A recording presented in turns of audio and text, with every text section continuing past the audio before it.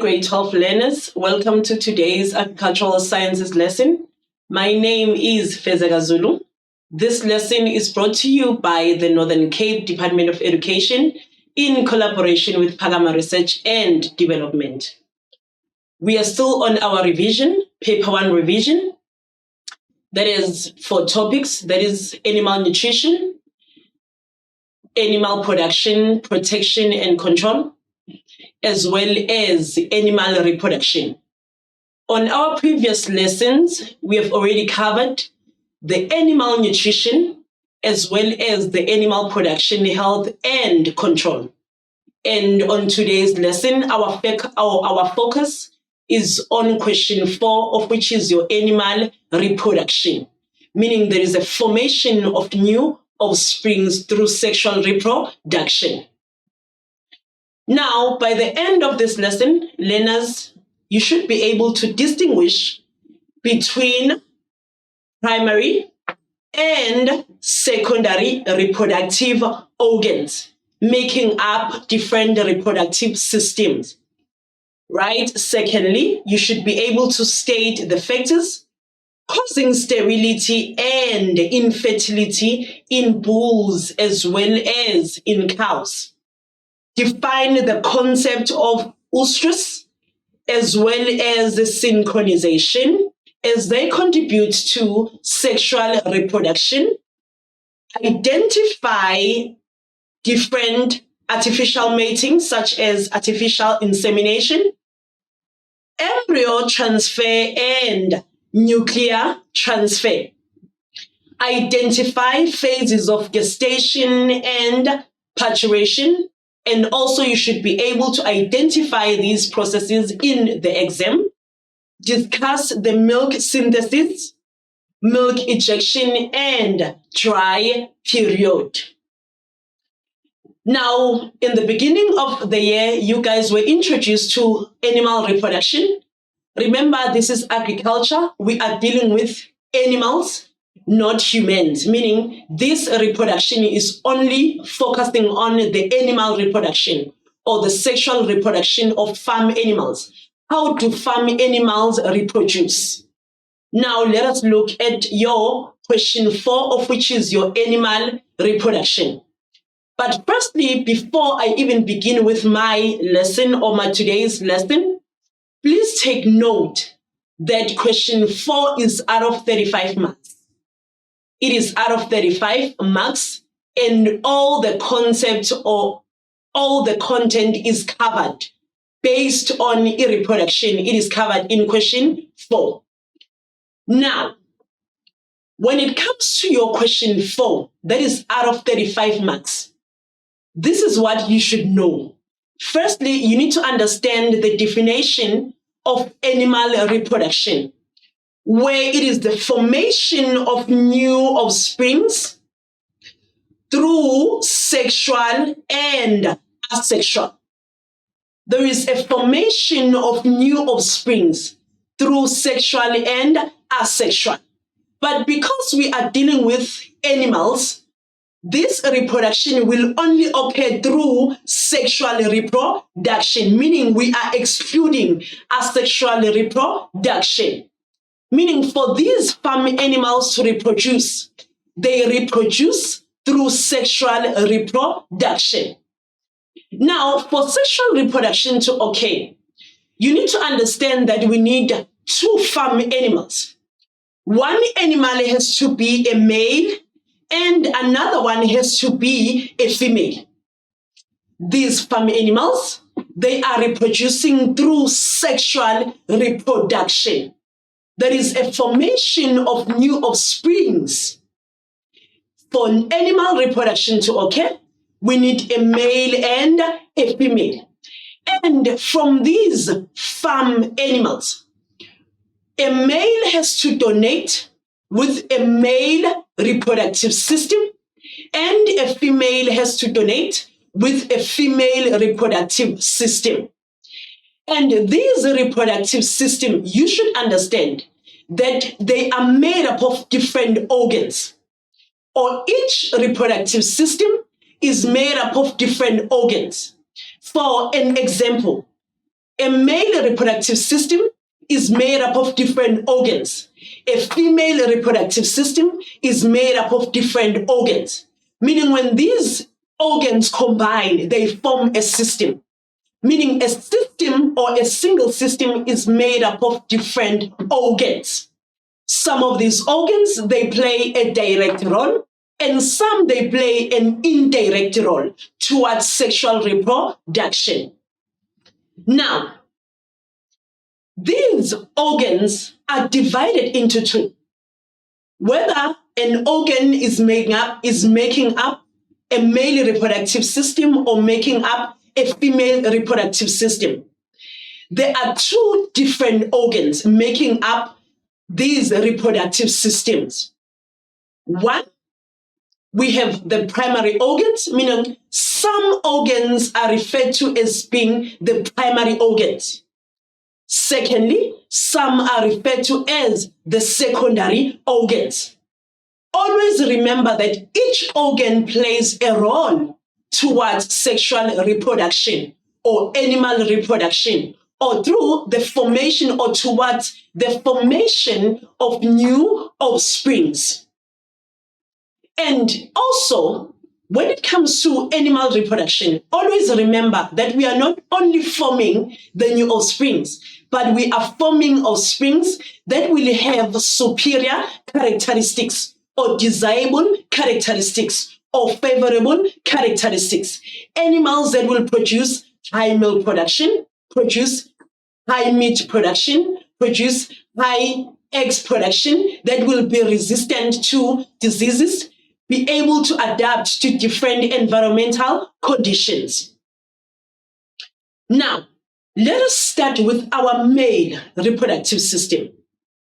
We said for a sexual reproduction, our reproduction to occur, we need two reproductive systems, a male reproductive system and a female reproductive system. And each system is made up of different organs. Some of these organs are referred to as being primary, some are referred to as being secondary. Now, let us start with our male reproductive system. Now, our male reproductive system, as I've already mentioned, that it is made up of organs, and these organs are different. One organ has to be the primary, and other organs has to be the secondary organs. Now, for an organ to be referred to as a primary organ, it has to produce the male sex cells, or the sperm cells, or the male gamete. For a primary organ, or for an organ to be referred to or regarded as a primary organ, when it comes to males, it has to produce a sperm cell or the sperm cells, also referred to as the male sex cells, also referred to as the male gamete. Or it has to produce a hormone known as testosterone.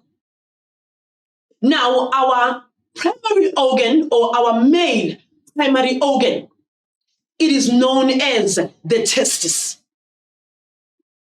Why do we refer testes as the primary organs? Number one, they produce the sperm cells. Secondly, they also contribute or produce a hormone known as testosterone that controls the production of sperm cells and other things in the reproductive system. Now, our primary organ, it is the testis.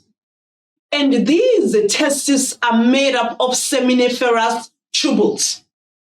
And in these seminiferous tubules, we find two cells. One of the cells has to be the Leydig cell, and the second one has to be the Sertoli cell. The function of the Leydig cell, it is to produce the hormone testosterone. And the Sertoli cell, their function, it is to nourish the developing sperm or to provide the nutrients for the sperm cells. or for the sperm cells, yes, or the spermatids. The primary organ produces hormone testosterone and sperm cells. Now, these testes are made up of seminiferous tubules with different cells. One cell or cells known as the Leydig cells, and the other ones are known as the Sertoli cells.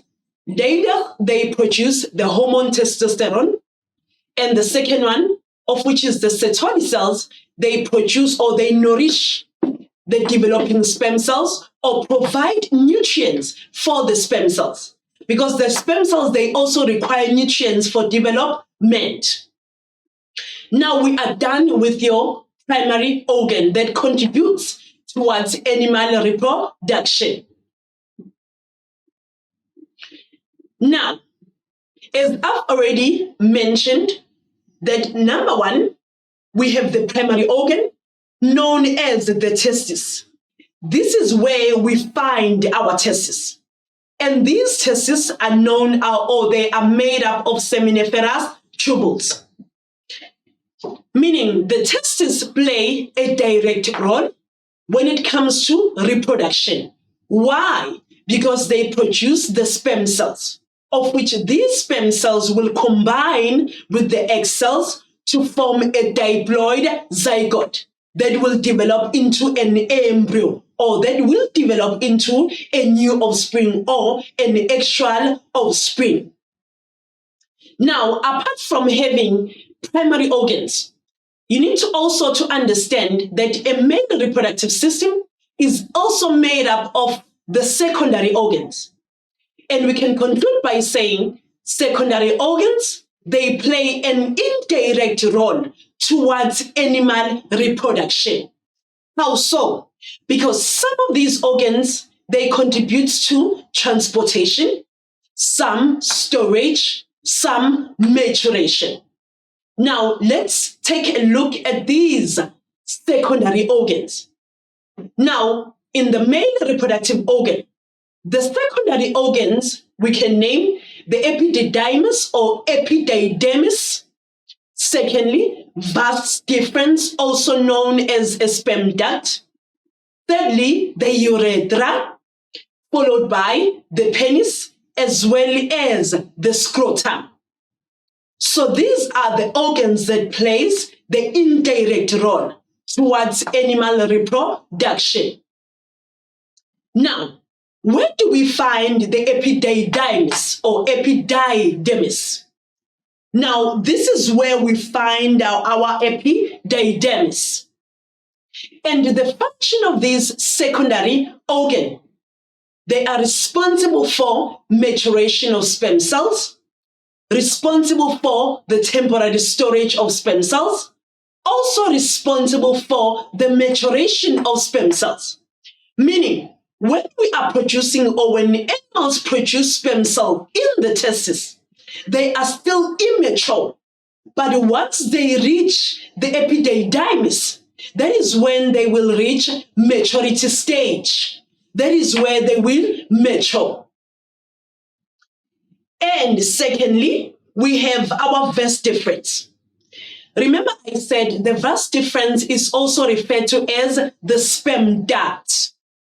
Now, what's the function of this vas deferens? Because you need to understand and you need to know for the examination, you need to understand each and every function of each organ, or each function or every function of each organ, whether primary or secondary.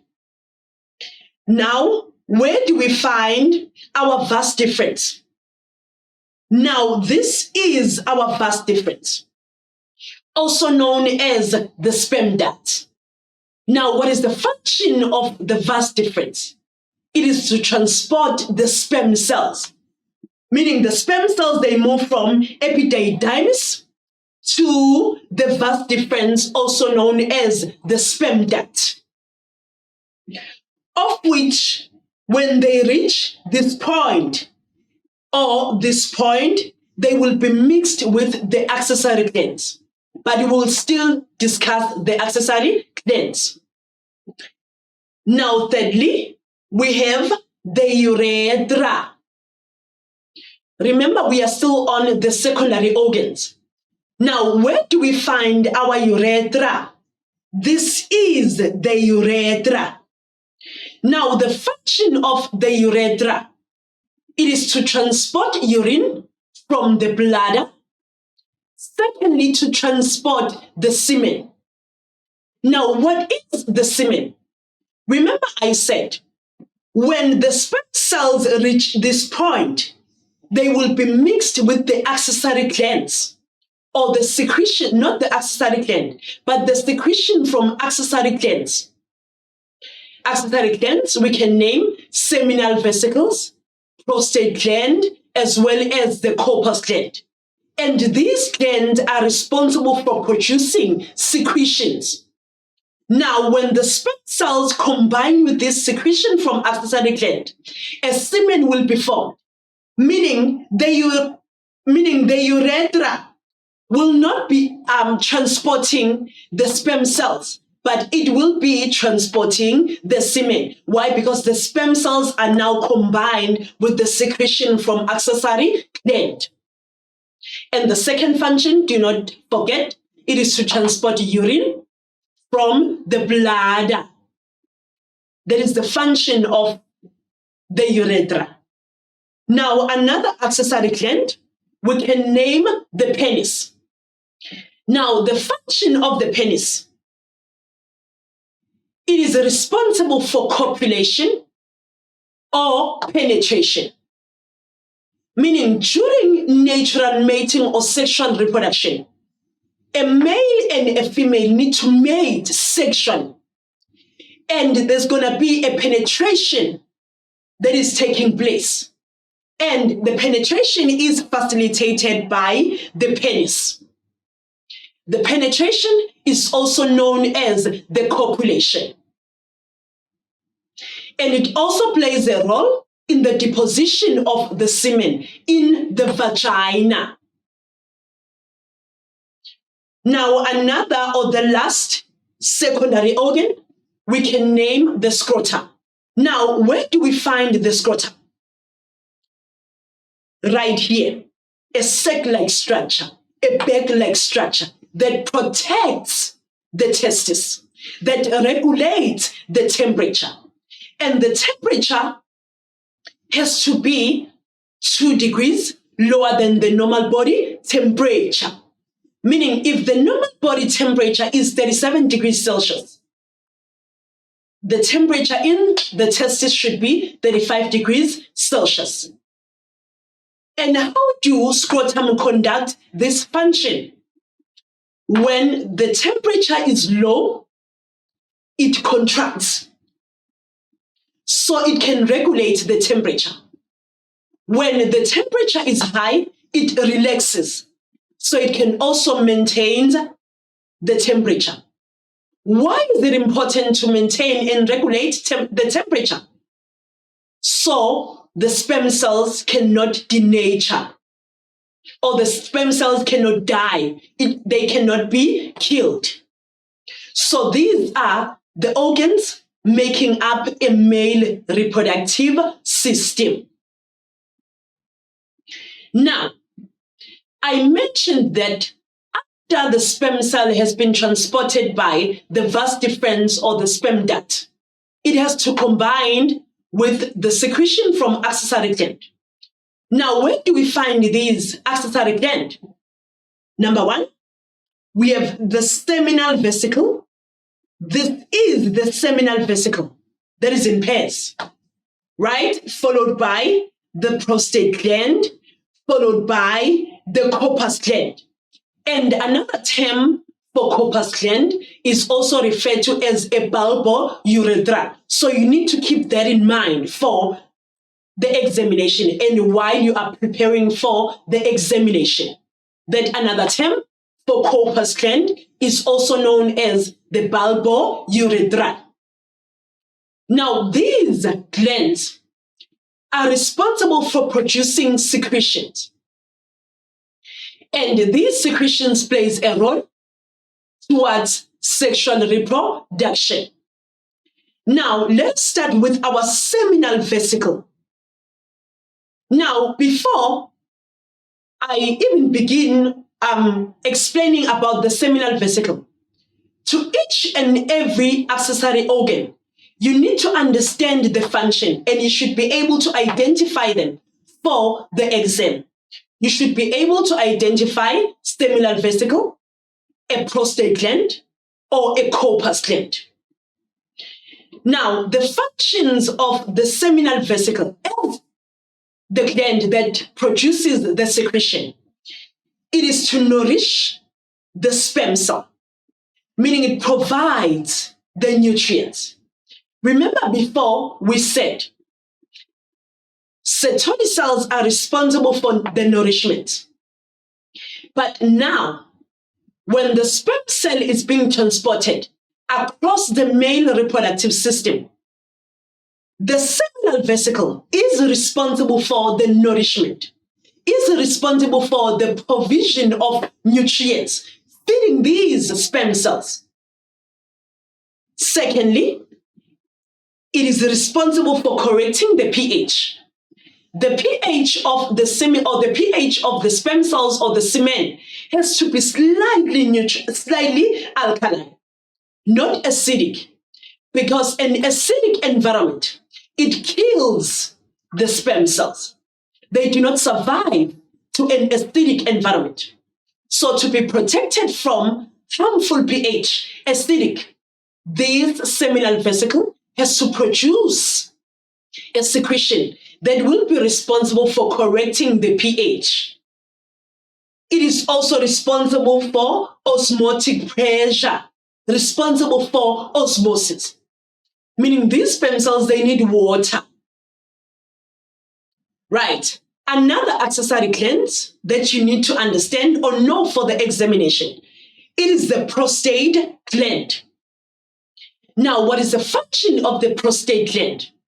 Responsible for the characteristic smell.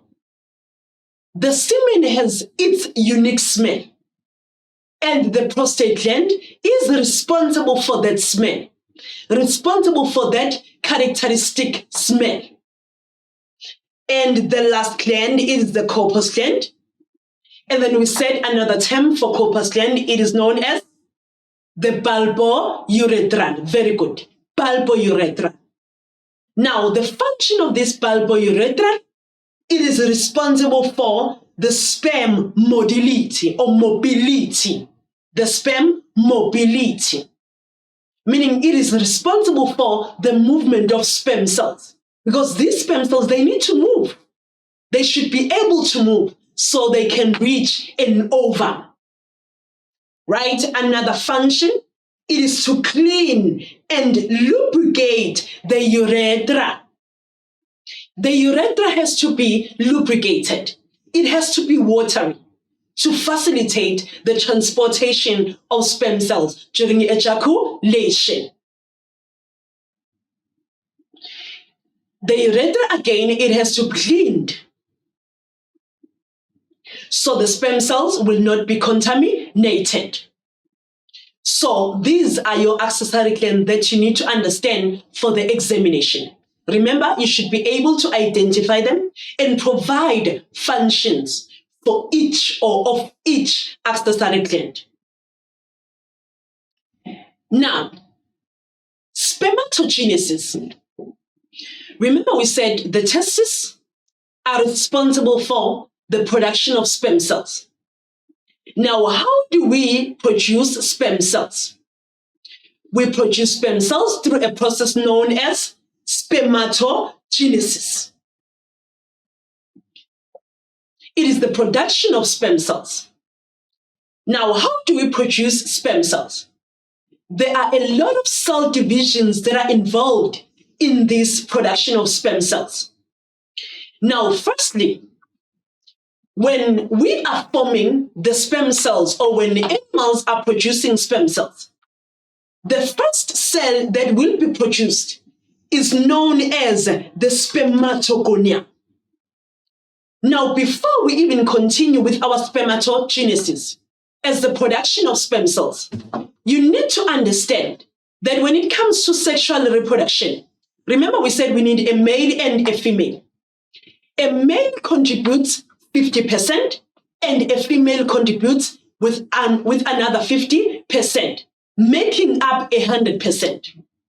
Meaning the sperm cells has to be haploid, then the ovum has to be also be haploid. So when these are combined, they will form a diploid zygote.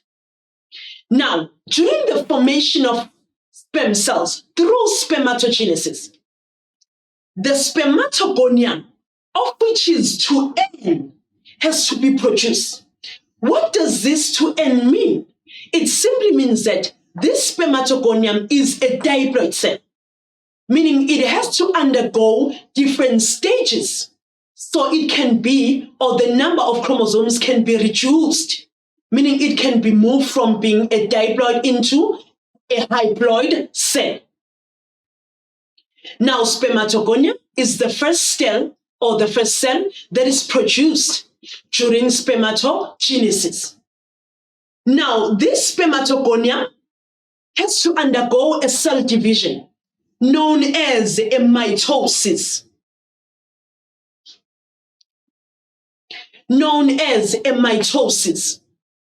Now, through mitosis, we are forming two identical daughter cells. As it is seen here, two identical daughter cells has been formed.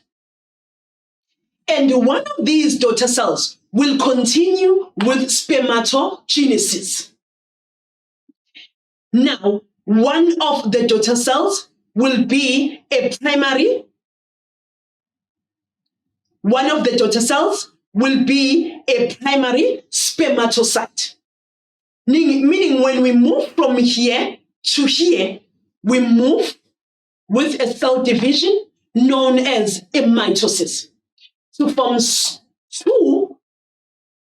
two identical daughter cells. And one will undergo or one will continue with spermatogenesis. And that will be the primary spermatocyte. And then the primary spermatocyte is still a diploid cell. The number of chromosomes are still full. They haven't been reduced. Now, this primary spermatocyte to undergo a cell division known as meiosis 1. Now, when a cell is undergoing meiosis or meiosis 1, the number of chromosomes has to be reduced. But before reducing the number of chromosomes, we are forming two secondary spermatocytes. Meaning this 2N is split into two. One will be the secondary spermatocyte and another one will be the secondary spermatocyte. And during that process, the number of chromosomes are halved. Meaning one secondary spermatocyte will be a haploid, another one will also be a haploid. One will contain the half number of chromosomes and another one will contain another half number of chromosomes. And again, each secondary spermatocyte will need to undergo a cell division known as meiosis 2.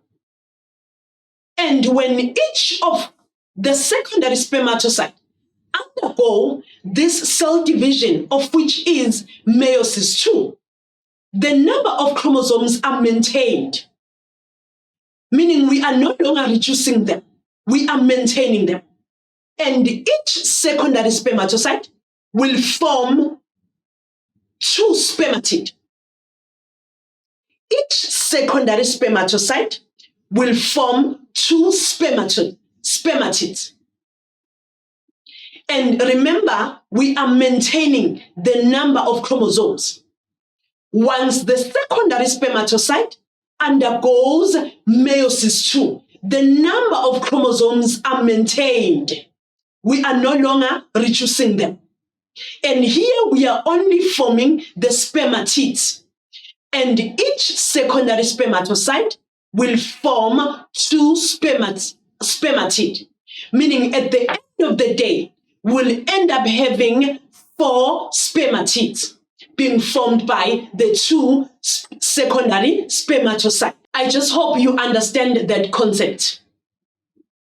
Now, each spermatid will undergo a process known as the spermatogenesis, or they will differentiate into the sperm cells.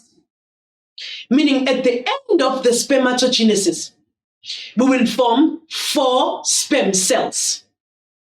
So this is how animals produce the sperm cells. Now, for the examination, you need to also to understand the parts that are making up the sperm cells. You need to understand that each sperm cell is made up of different parts. Firstly, we will have the head. Secondly, the nucleus, and the last one will be the tail. And for your examination, you need to understand each and every role played by these organs or by these parts making up the sperm cell. Now, let us start with the head.